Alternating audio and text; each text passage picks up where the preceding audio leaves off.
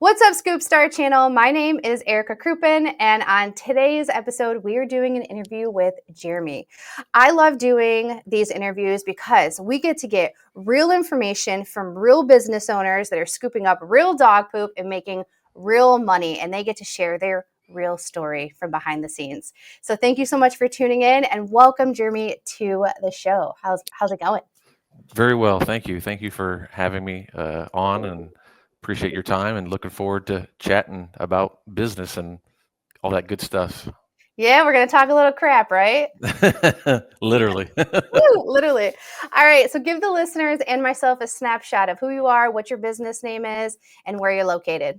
Sure. So my name is Jeremy Brook. I am from the West Central Florida area, like basically Tampa, outside of Tampa area.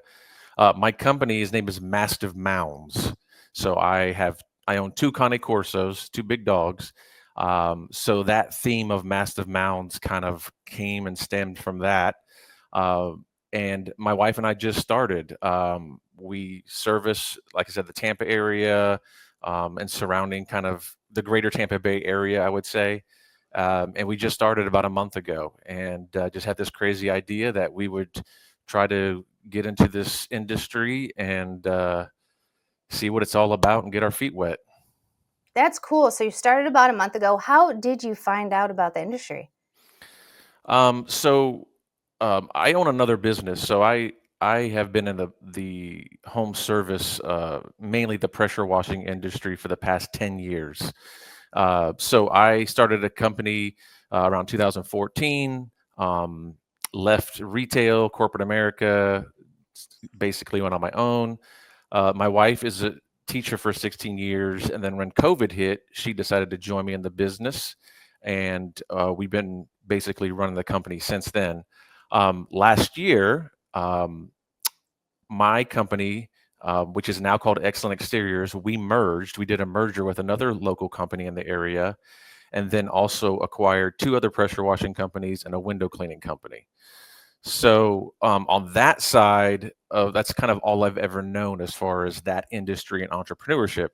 Um, it was kind of more of just a side conversation. We were on vacation, and uh, I knew some guys in my industry. When I say my, like the pressure washing industry, that also has poop scooping businesses, and it just kind of was a passing conversation. And then my wife kind of came up with the name, and we said, Let's look into this." So then we stumbled upon William, and then started watching some of his courses he has, and just started getting some information. We're like, wow, I really like the model of it. I like that whole recurring revenue subscription based type of model.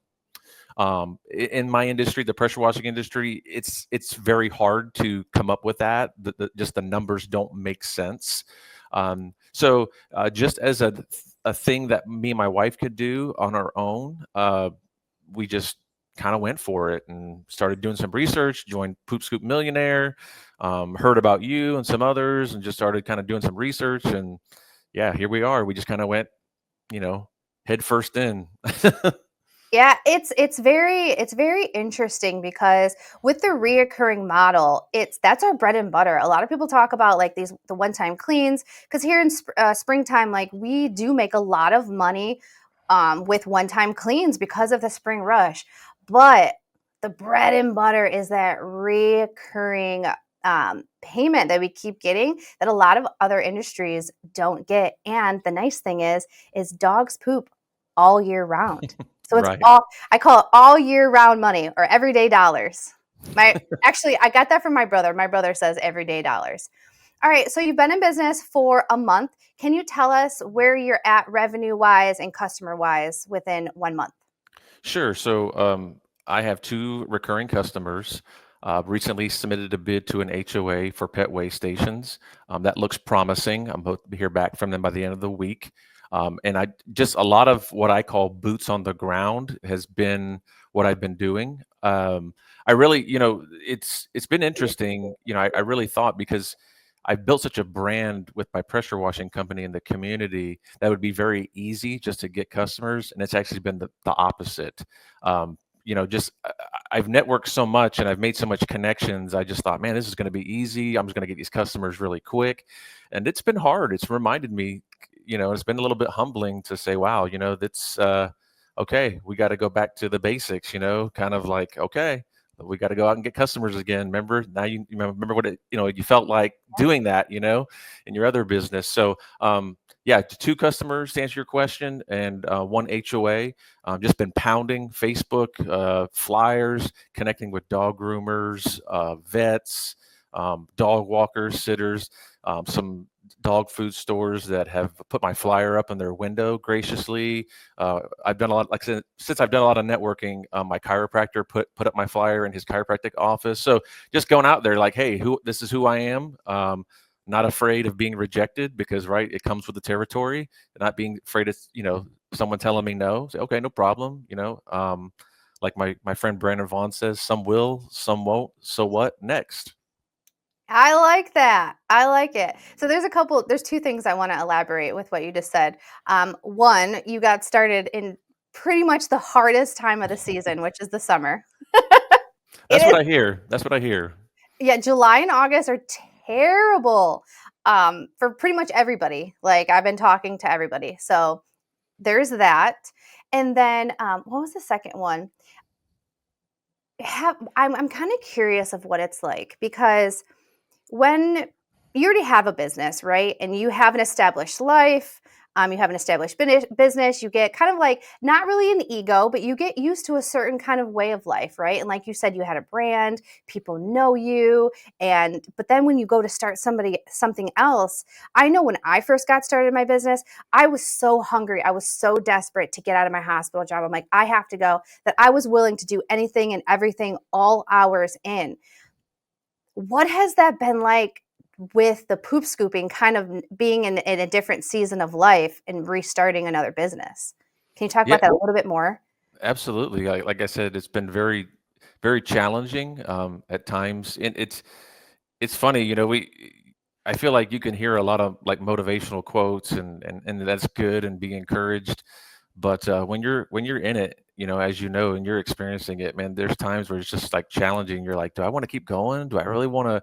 This has been harder than I think, than I thought. And like I said, very, I know how to market, right? I've been doing it for so long, so it's just, again, there's that expectation I had that, oh, this is going to be so easy, and oh, this is a great model. People are going to love it. People love dogs. This is awesome, and it's been challenging because in my mind, at least from the pressure washing perspective, if I had a choice between getting my yard picked up or my driveway washed, honestly, from my perspective, I would rather get my yard picked up because I love my dog probably more than my driveway, of course.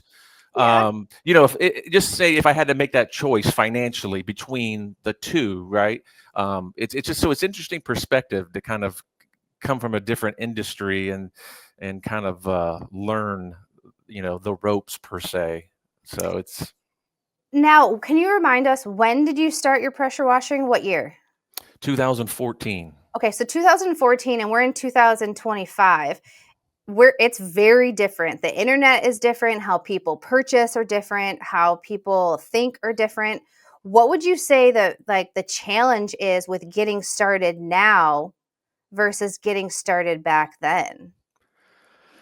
I think it's twofold in the sense that I think we are in a very what's the word? I think unpredictable economy right now. I think there's a lot of uncertainty. I think people are tightening their wallets. I think they're not spending um, on things that they don't have to, and they're kind of looking at the necessities and saying, okay, what is really necessary? And I think they're tightening their budget. I think it's been very challenging, even on the pressure washing company. It's been very challenging, and in all honesty and all transparency, part of the reason of starting this too was to try to get some supplemental income because honestly, my other business it's suffered, and since the beginning of this year. And I think so I've been kind of keeping my ears out and kind of listening to what other business owners are saying. And there's a couple things that I had heard and things that I'm feeling myself because I'm kind of paying attention to myself and like my buying habits. I think with how accessible purchasing has been, like with Amazon, like people are getting buying fatigue. Okay. I unlinked my cards from Amazon because I'm like, I don't need anything else. I don't need to spend frivolously. Like, what is it that I need right now? What is it that I can invest in? So that's kind of where my mindset is. And I heard a nail tech say that you have to pay attention to the spending habits and where the economy is with your customer. So sometimes you might lean into, yeah, this is a VIP. This is the luxury service, right? This is luxury. But then other times, when times are getting tough and people are getting more, aware of where their money's going, then you lean into, okay, specials, deals, like what can we provide value wise for our customer. So getting into the psychology and really reading the room to see where the state of your area is, it's so important. And that was something I actually had to like learn too. And I'm like, okay, how can I not necessarily drop my prices down, but how can I provide more value to these people so they want to spend their money with me?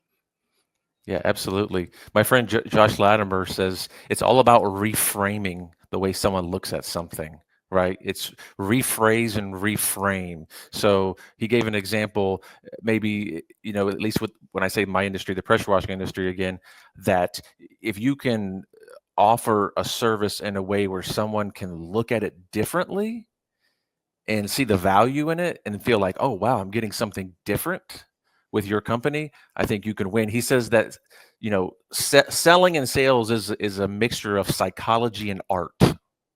It's datas, it's numbers, and it's just that whole this whole what's the word I'm looking for?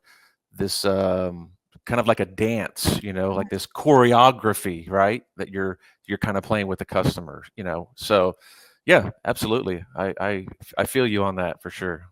Yeah, I think definitely the psychology. A friend of mine took a psychology, like she got a degree in psychology and she's in real estate. I said, why? And she's like, dude, it's all about people. So she went and got a degree from U of M to take her business even further. So, um, okay. And I hope one day to meet Josh Latimer. He's actually on my bucket list of people to meet in person. Very cool. Yeah, Josh is a good dude. I've known Josh for years. That's amazing. That's amazing.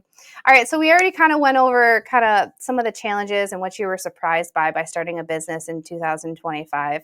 Um, we're hearing it a lot, especially on YouTube. I'm hearing it. Is it too late to start a business in 2025? Coming from you, somebody that already had a business prior and starting a new business, do you think that it's too late to start a pooper scooper business? No, not at all. I don't think so at all. I think if it's I remember Josh telling a story that there was a company in Michigan that was a multi-million dollar company and they did one thing and one thing only.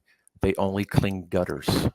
So I feel that if there's a market for it and you can learn, like what we were talking about, how to solve people's problems and use some of that psychology to solve people's problems. I think if you're persistent and consistent, I think no matter what kind of economy you're in and there's a need for it, I think you could start really anything that can solve people's problems. Yeah, I agree. And it's all about mindset. This is what I said. I answered a woman on the channel. I said, if you think that it's too saturated and you think that you can't start, then it's true for you. But if you believe in yourself, you believe that you can be the loudest and the proudest and you can serve the customer the way that they need to be served, then absolutely not. Go make that money. Absolutely. And sorry, I always like to give credit to where it's due. So when I quote someone or mention someone's name, it's just some nuggets I learned from them along the way. I remember Brandon Vaughn told a story one time when he had a soft wash company, his pressure washing company. And I think at the time, Brandon was doing over 100,000 a month. And he had 25 employees and he did a market analysis of his company. And he realized that even at that growing rate and where he was at, he only owned 5% of his market share.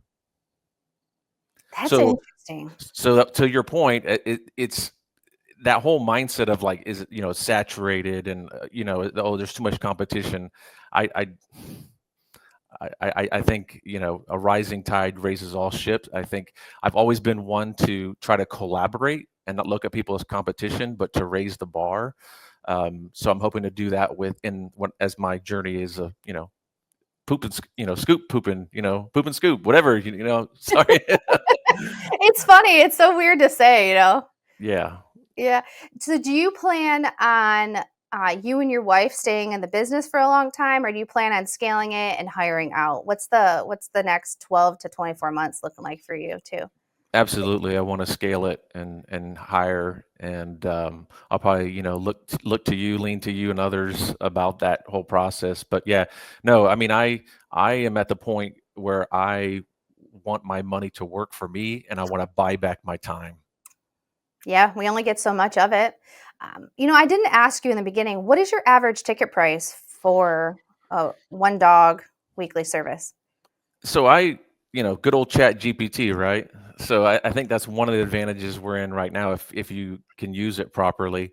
I just kind of use Chat GPT as I was, putting things together, and just did a market analysis of my county, of where I am, my region, um, and typically for what it came up with as far as trying to be competitive, average, um, about $18 for a dog weekly. I know there are others I think that charge more, but I've also seen people charge way less as well. Some of these franchises, as I'm kind of like, figuring out, as I'm just kind of like, that whole algorithm thing, right? It's like you Uh-huh. start, it just starts, like, all of a sudden you start seeing, names and companies. You're like, oh, I didn't know there were so many, or, but yeah. So to answer your question, usually around $18 for weekly for a dog, and I'm always looking to learn and make changes if necessary. But right now, I'm just trying to get my feet in the door. My overhead is low. It's me, and that may always change, of course, as you scale, as your business grows, as you know. Yeah. Um, how are you finding customers right now? Mainly Facebook has been just really, that was always my strategy. That's really how I grew my pressure washing company to about 300,000, which is all organic Facebook. So when I started my company, a lot of these neighborhood community groups started emerging and becoming a thing. So through networking, I got to know some of the admins, and I found out what days you can advertise your business, and just developing those relationships really helped me kind of scale and build that brand. So right now, just kind of knowing what I do is Facebook, and then, like I said, trying to build those relationships in the community with other, dog related industries. That's huge. The Facebook groups is really how I blew up my business as well, but it's changed a lot, so it's a lot different. So I'm a little curious about that. What do you find that is working? Are you posting a video, a photo? What are you posting in these groups these days? Just funny stuff that I find, memes, and just trying not to come across as being salesy per se, but just like funny, drawing people's attention. And then in the copy, just trying to make it very short and like a call to action, and that's about it, really. Just I find that if I can create less friction for the customer, they're more likely to buy if there's less friction. So just trying to make it easy and lighthearted, and not like, hey, look at us, we're insured and we got cool equipment, and that stuff that does people are not they're not interested in that. Like, yes, I know some people. I think it builds value to provide insurance and things like that, uniforms and everything like that. But I think at the end of the day, people just want to know, can you solve my problem? Can you do it quickly? Yeah, and are you trustworthy? Yes, 100%. Because that's something I ran into a lot when I was doing contractor work or getting contractor work done. I was scammed. I was scammed out of a lot of money. One, because I just am so trustworthy and I didn't ask the right questions. And I just was like, okay, yeah, you said you're going to help me. Sure, why not? And I think a lot of other people have had similar situations. And so they really want to spend their hard earned money with people that they trust. And by you posting, like, you're developing a relationship with them, before you're like, hey, buy my stuff. And so with that, it is going to take a little bit more time. You will have a slower growth, which that's fine. But if you mix that organic with then you go into paid ads, it's a nice combination to grow. Yeah, that's my plan. I definitely want to get into the more paid side of ads. So I've been doing some research there, just from other people, poop scoopers, like what's working, what's not working, what has low search volumes. Just trying to, it's all new to me, so I'm just trying to see what actually works for paid ads, or what platform is that. And it seems like to me Facebook is the majority I'm hearing from people, but again, I haven't done it, so I can't speak from experience. Well, there, I mean, in the Poop Scoop Millionaire community over on school, there's a whole entire module specifically for Facebook that I believe William walks like step by step. Have you gotten a chance to go through that yet? I have, yes. I've looked at it. It's pretty cool on how Yeah. we broke it down. I don't know.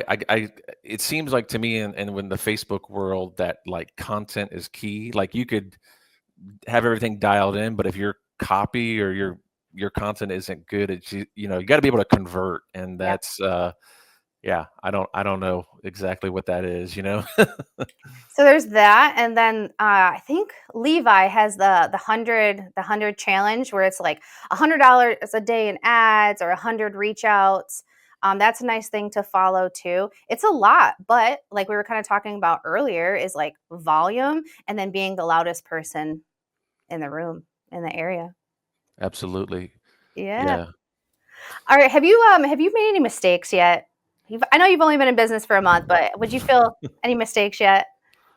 I think I don't know if you consider it a mistake, but I think my first yard that I scooped, I probably took longer than I should have, because you're like, hey, I want to just do this right. It's the first scoop. You're all excited. So I don't know if you consider that a mistake, but maybe just taking longer than I expected. I'm really trying to dial in, like the route density, but it's very hard being new. So I'm kind of taking what I can, and then kind of putting feelers out there and saying, okay, where are some of these people coming from? Because right now, I my two customers I have are kind of like on opposite ends of town, and that's okay. But as you know, I mean, I think with any business, you eventually, as you scale and grow, you outgrow certain things. So I'm hoping that like one area hits and I can build that whole route by that. Because it seems like to me in this industry, route efficiency is key. And so that's been a little bit challenging, because I'm new, so I'm trying to get myself out there, but like nothing has landed consistently as far as one geographical area. So that's been a challenging. So I don't know if I'm making the mistake currently by kind of just blasting Facebook all over, but I'm just trying to get some traction, just trying to, like you said, be the loudest person in the room pretty much. Yeah, I think we've all kind of done that where we just throw out feelers and see what actually sticks because we don't really know, right? We don't know the market yet. How do you feel about door knocking? Ooh, that's I never done it, to be honest with you. I know of people that actually uh, build programs doing that and teach others to do that, but I have never done door knocking, to be honest with you. It I can would be. challenge you. I would challenge you. It's scary. I mean, I've done it a few times. It's something that's kind of on my radar to build up some streets. Take 5 houses on either side of your current customer, and instead of just doing door hangers, go, I don't know, like on a Saturday or later, and just knock and say, "Hey, I just want to let you know my name's Jeremy. I own this business. I scoop for your neighbor. I don't want to take up too much of your time, but I just want to let you know that my business is in the area. And if you ever need us, I would love to service you." And then walk away. Okay. Yeah, door knocking, it works. It really does work, especially if you could make that eye connection. My brother is a door to door was a door to door salesman, and he's the one that kind of taught me a little bit about the jingle and just saying, "Hey, how's it going? Here you go. Oh, you're busy? No problem. If you ever need me in the future, give me a call," and then out of there. That I really do think that that is going to be super impactful to be able to grow route density. Mm. Yeah, you know what? I'll take that challenge. I'll try it. Absolutely. It's I'm gonna start doing it. That's it. That is on my list for this last quarter of 2025. Yeah, to your point, I remember Josh saying one time that sometimes you have to get really desperate. Um, and you kind of use the analogy of like it's not until your back's against the wall. Like if your back was against the wall and someone was holding a gun to your head. I mean, I know it's kind of extreme, but like are you that desperate to try to go out and like market? And I remember him saying also that if you on a daily basis are not annoying someone by noon every day, you're not marketing hard enough. It's true, and kind of going back to what we were talking about is like when you started your business back in 2014 versus now. Like when I started my business, I was like I had no money to my name. I had no money in retirement. I was just trying to get out of the hospital. So like I was desperate. I was hungry. I was like I have to make this work because I cannot work at this hospital anymore. Now it's like, okay, I want to take my business to the next level. I got some money in the bank. I got money in retirement. I built up a brand. People know me out in the streets. And it's like, yeah, to go door knocking, it's humbling. It's so scary to think about. It's like, are they going to hit you with a broom? Are they going to yell at you? Are they going to they're going to tell you no? They're going to tell me no to my face? Yeah. No, I hear you. you know so and I think a lot of people, one, I think will give us a competitive advantage because a lot of people don't have strong communication skills. Some people can't even make eye contact with people. They can't talk to people face to face, and that's going to really set us apart from those folks as the market starts to get more saturated. Mm. Yeah, those are really great points. Those soft skills is what I would Mhm. call them. There you go. Be able to connect with people. Yeah, 100% for sure. And that's a skill that a lot of people don't have. Yeah, I agree. All right. Well, cool. What would you say, if I haven't asked you this yet, I can't remember. What's your goal for the next 12 months? Where would you like to see your business at? I would really like to replace my salary in my current business with the poop scooping, have some part-time employees, and just be able to again uh, make some extra revenue and use that profit for other means, maybe some investing, some real estate. So I'm at the point where I'm trying to look at passive income and how can I get there and what can I do to get there and have my money work for me because I'll be honest with you, the past 10 years I I haven't taken much of vacation. My wife and I haven't taken much of vacation. Sure, little small ones, but like really got away from the business? No. And I'm kind of at the point where I'm like, man, I want to go in a fifth wheel, a RV, and like have my money work for me and travel and really I appreciate your heart because my heart is very much to help people in my industry, whatever industry I'm in, and help them learn the business and grow and scale. And just, I've always just been about community. I think community is huge. I think entrepreneurs, a lot of times, just kind of feel like they can rough it out themselves. And I think what's lacking among entrepreneurs is a place of just complete vulnerability and transparency because everybody wants to put on the show on Facebook. Everybody wants to say, I got 12 trucks. I'm doing, 1.5 million. I'm doing this. I'm doing that. But no one wants to talk about the daily challenges of when an employee calls in or an employee calls you and just had a rough night and says, yeah, I'm not coming in, or they're complaining about their schedule, or just equipment is breaking, or just things are going wrong. And you're like, man, I just want this day to end. Yep. 5 o'clock can't come soon enough. Yeah. So, yeah, I don't know if that answered your question, or I'm not really sure. Sorry, I kind of went on a rabbit hole there. Well, no, because I mean, if you are going to have employees come with challenges. Okay, we all know that, but they also come with benefits and perks to be able to where you could leave and go spend some time with your family.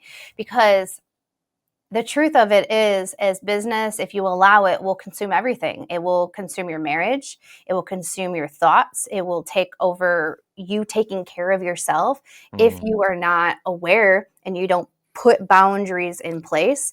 And so, yeah, go spend time because we only get this one life, right? We can start as many businesses as we want, but we get this one life with the people that we choose to spend our time with. So I hope you can go on a months long vacation. I hope that for you and for your family. Thank you. Thank you. Me too. Yeah, that's on my bucket list too. I actually wrote down some goals, and that's one of them. So I hope that for you. Um, to wrap this up, if somebody's listening and they haven't started yet, and they're like, I don't know, should I do it? Should I not do it? Do you have any advice for them? You'll never be ready. You'll never feel ready. You just got to go out and do it. It's and I think you can speak to this. Every day is a choice. It's a choice every day to say I'm going to keep going no matter what. I don't feel ready. I don't know enough. It's okay.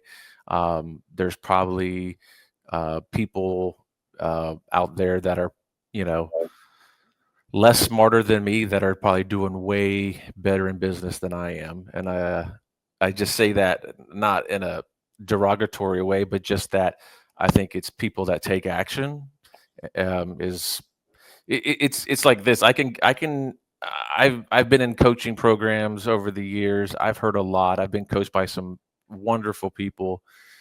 But the reality is, if I don't implement, it means nothing. It means absolutely nothing. It's just information. That's all it is. It's true. Sometimes you just got to be a little stupid. Like, I didn't know what I was doing when I got started in the business. I just started moving and grooving and taking action. And then I was able to do what I needed to do. But like today in 2025, we got the Poop Scoop Millionaire community over in school where it's like, hey, we're taking all the guesswork out for you. Follow this step by step. But if you don't take action on it and you just consume it, the customers aren't going to just beat on your door. You got to get the information, move quickly. Absolutely. Yeah. Yeah. So if 100%. if the listeners want to keep in touch with you, you're pretty active in the community and in the DMs over on school, right? Yes. Okay. Yes. Yeah. So if anybody that's listening, come and hang out with us over on the Poop Scoop Millionaire community over on school. We're hanging out in the forums. We're learning stuff. We're sharing information, like way more information than other industries are sharing, which is insane. It's super helpful. And you can have one on one conversations with people in the DMs that are in the community, which is so helpful. Absolutely. You really don't need to reinvent the wheel. You know, I would say you're never going to be ready, but find people that have gone before you and that are willing to invest in you. Um, and that will make your journey a lot less shorter than it needs to be. Yeah. And a lot less lonely because entrepreneurship Yes. is so lonely at times. All right. Well, this was cool. I thank you so much, Jeremy, for hanging out with us today. Well, I thank you. I appreciate your time. Thanks for having me. This is great. Get to finally, meet you and talk to you. I've heard about you, so I just appreciate honored that you'd have me come and hang out with you. Well, selfishly, because I talk to so many people online, right? I'm talking at people and I don't get to see face to face. So doing these interviews is cool for me because now I get to connect. I get to hear your voice. I get to hear your side of the story. And so I am just so incredibly grateful that I had this opportunity. So thank you for taking time out of your day. Absolutely. All right. Well, until next time, you guys, definitely subscribe to the channel. And if you're not part of the Poop Scoop Millionaire community over on school, what are you waiting for? Click the link below. Come and hang out with us, okay? Bye.